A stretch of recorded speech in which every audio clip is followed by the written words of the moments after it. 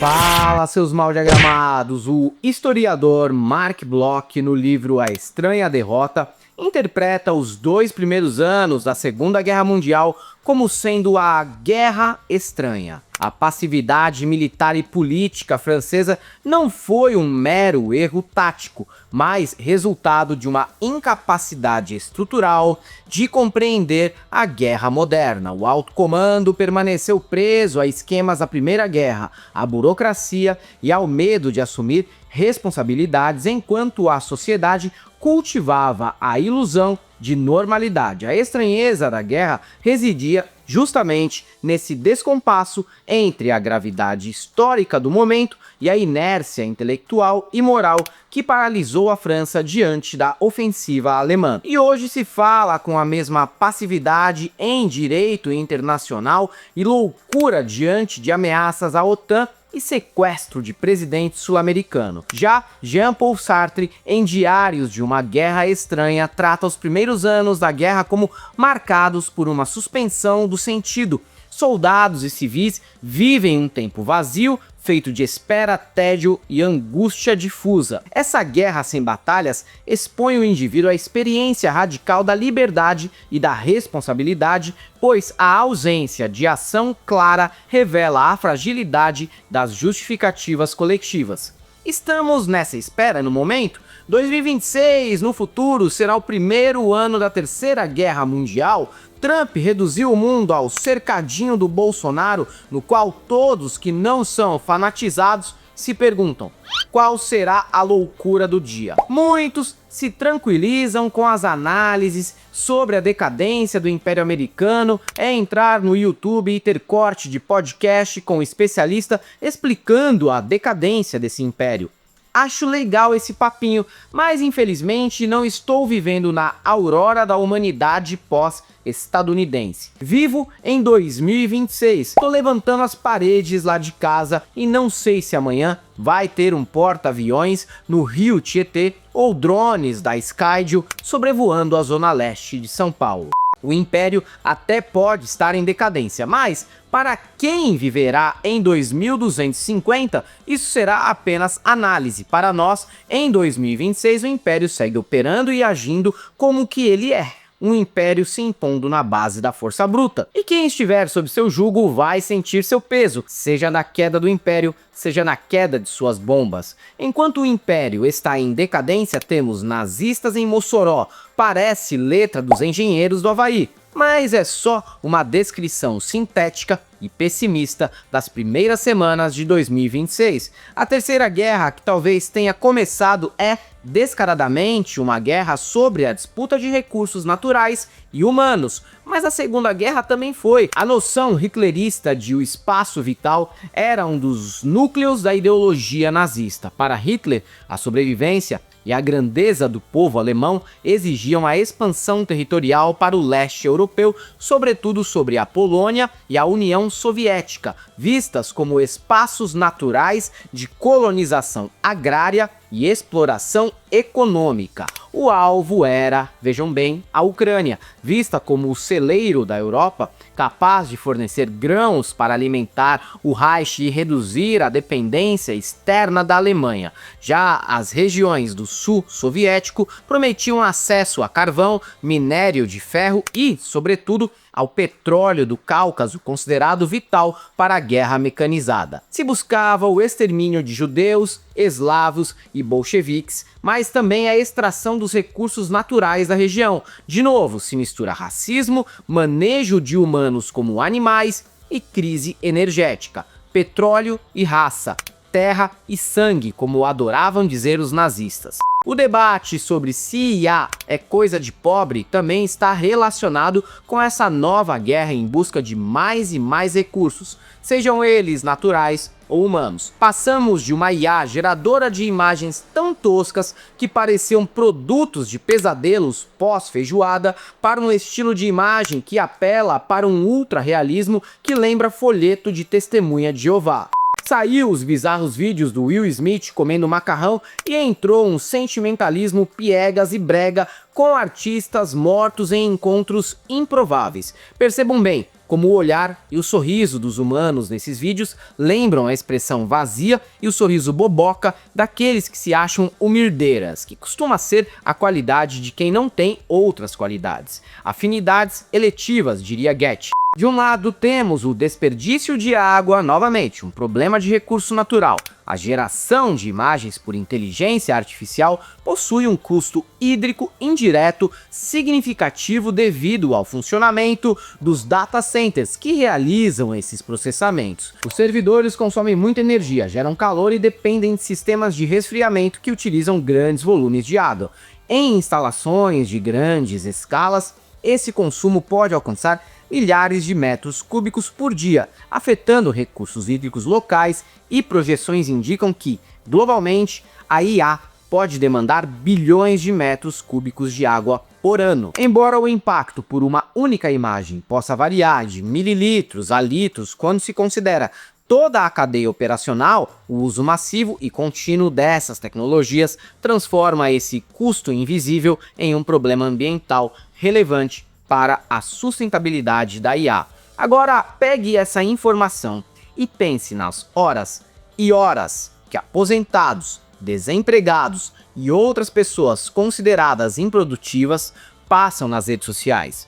Desperdício de horas e de vidas humanas, desperdício de água. E agora pensem o que seria da direita sem essa massa humana mortificada diante de um celular, afundada em redes sociais, pânico moral e desconexão com a realidade. O capitalismo financeiro cada vez mais prescinde do trabalho vivo humano para gerar valor. E o que fazer com essa massa de pessoas sem emprego, sem vaga no atacadão e sem uma grande sacada que a faça atingir seu primeiro milhão antes dos 18 anos? De novo, um problema quanto a recurso, só que recursos humanos. A saída apontada pelo capitalismo, além do fascismo moderno, são as apostas. A gamificação é o processo pelo qual lógicas de jogo e aposta, como recompensas imediatas, risco calculado, estímulos visuais e sensação constante de ganho ou perda, são incorporadas a esferas da vida cotidiana, especialmente ao consumo, ao trabalho e às plataformas digitais. Quem já tentou comprar algo na Temu sabe o que eu estou falando. Quem viu o que a Caucha, empresa da bilionária brasileira Luana Lopes Lara, oferece, entendeu o que nos aguarda. Para uma sociedade que perdeu o futuro, resta apostar no mercado de previsões. Capitalizaram até mesmo o fim do mundo. Veja, por exemplo, isso daqui. Poucas horas antes de o governo dos Estados Unidos anunciar a prisão de Nicolás Maduro em uma operação militar secreta, um apostador anônimo na plataforma de mercados de previsão Polymarket fez uma aposta de cerca de 32 mil dólares e acabou lucrando quase 400 mil dólares ao prever corretamente a queda do líder venezuelano, quando a probabilidade no mercado ainda era considerada baixíssima. O timing e o tamanho dessa aposta levantaram suspeitas de possível uso de informação privilegiada, já que o resultado ocorreu antes da divulgação pública da operação. O poder agora vai monetizar, gerando o fato que será objeto de uma aposta. O que é o nosso futuro brilhante, então? Uma massa de pessoas perdidas entre redes sociais, fascismo, jogos de azar e imagens de inteligência artificial. Memes animados feitos à custa de água que legitimam a extração de petróleo no terceiro mundo.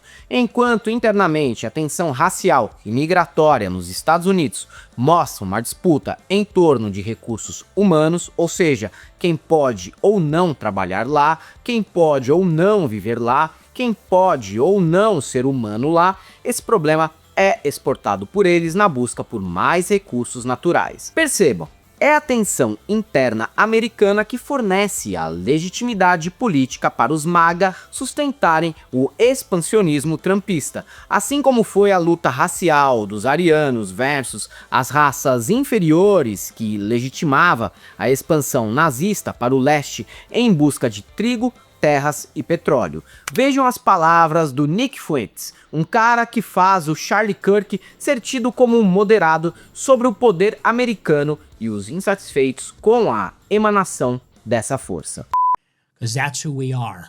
Second to none. We own the finish line. We are America, second to none, and we own the finish line, and we own Venezuela, and all of its oil, and we own Greenland, and we own Panama, and we own Cuba, and we own Canada. It's all ours. We just need to free ourselves from the Jewish elite. That's all. Os Estados Unidos têm interesse no petróleo da Venezuela porque o país possui as maiores reservas do mundo, capazes de ampliar a oferta global, abastecer refinarias americanas e reforçar a influência geopolítica dos Estados Unidos na América Latina, especialmente após anos de sanções e queda de produção venezuelana. Já na Groenlândia, o interesse americano é estratégico e econômico. A ilha concentra minerais críticos como terras raras, além de potencial de petróleo e gás, e ocupa uma posição chave no Ártico, região cada vez mais disputada por razões de segurança, rotas marítimas e redução da dependência dos Estados Unidos de outros fornecedores, especialmente a China, claro. Entramos na fase do cinismo geopolítico. O poder se legitima por si. Por isso, ele não precisa mais do bom senso e das reuniões em jantares para decisões.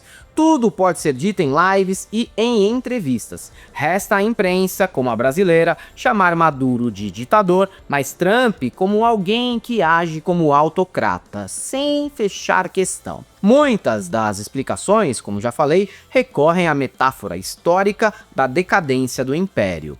Outros apelam para a psicologia e reduzem tudo à mente em degradação do Trump. Se fosse para apostar no mercado de previsões, eu diria que antes do fim do mandato, o Laranjão vai abaixar as calças e cagar ao vivo em pleno salão oval. Mas, independente do laudinho que o Trump vai arrumar, para mim tudo isso se resume a uma lógica colonial de pilhagem, que é muito similar à lógica do gangster ou do miliciano aqui no Brasil. Existe também um traço psicanalítico de um mundo controlado por senhores em plena decadência física, mental e, obviamente, sexual. O machinho em crise, o legendário na montanha, o americano crente bronco com medo de trans nas escolas. Eles vão fuder tudo a troco de nada. Por isso a foto do Lula na praia é uma provocação foda nesse contexto. No meio de uma civilização que já admite o colapso como destino e a pilhagem como desespero antes do fim inevitável, exibir vitalidade e até mesmo uma vitória sem violência, como a de Wagner Moura, se torna inaceitável para os zumbis do fascismo movidos à base de vídeo fazendo selfie com defunto sorrindo na vida após a morte. É isso aí, galera. Para quem gosta do nosso canal, nós temos nosso apoio, seja membro, Pix e conta jurídica, caso vocês queiram, possam fazer uma colaboração para que a gente continue a produzir conteúdo para vocês. E para todos aqueles que acreditam que o mundo sobreviverá a essa hecatombe nuclear que o Trump promete para todos nós, só temos uma coisa para te dizer: espero que vocês estejam certos.